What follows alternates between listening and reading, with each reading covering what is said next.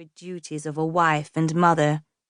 Katerina let the words wash over her, only sampling a phrase now and then to relish its absurdity, and continued staring at the extraordinary statue on the wall behind him.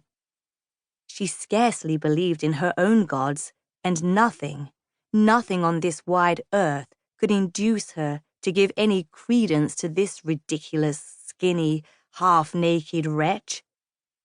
It occurred to her that if the red and orange-painted flames of the unbelievers had not been consuming the holy martyr's stick-like white legs, and here she smothered another bubble of merriment, this malnourished fellow would certainly have expired from hunger in a day or so anyway.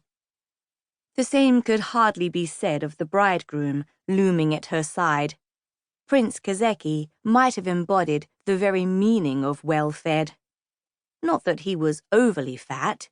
Indeed, thought Katerina, stealing a sideways glance at him, he was passably handsome in an exotic southern way.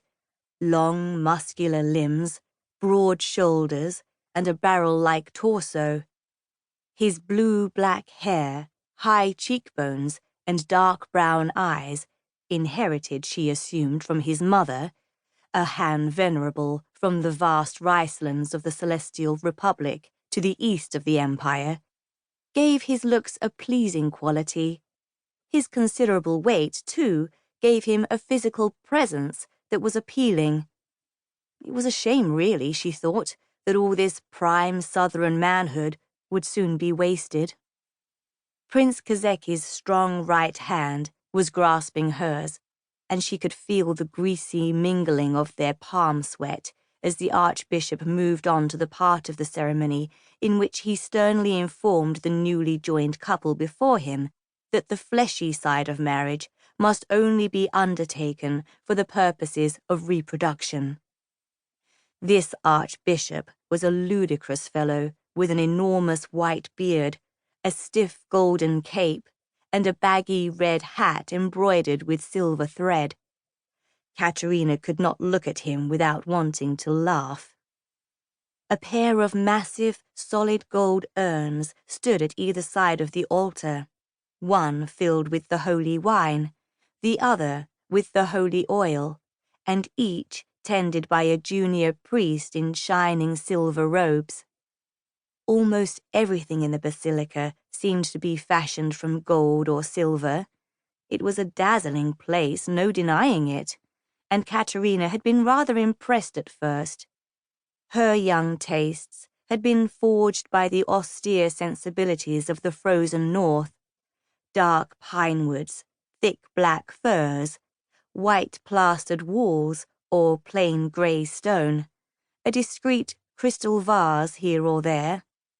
Gold was scarce and used sparingly. One might catch the gleam of brooch or belt buckle, perhaps see a single golden goblet set at table for the emperor himself, but no lesser man. Here in the south, gold seemed as common as wood.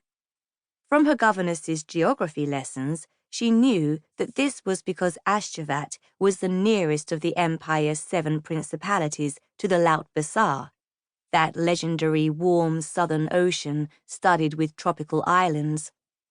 Gold flowed north from the Laut Besar, along with slaves and spices, timber and obat, and wonderful tales about pirates, sorcerers, monsters, and demons. Katerina stared at one of the massive golden urns, as tall as she was. That quantity of precious metal, she reckoned, could keep an imperial Cossack regiment in black bread and gherkins for about 2 years. Her efficient governess had taught her about the logistics of warfare, the cost of supply, the quantities of materiel needed, along with everything else. She studied the distorted image of the pair of them, bride and groom, prince and princess, reflected in the curved side of the golden vessel.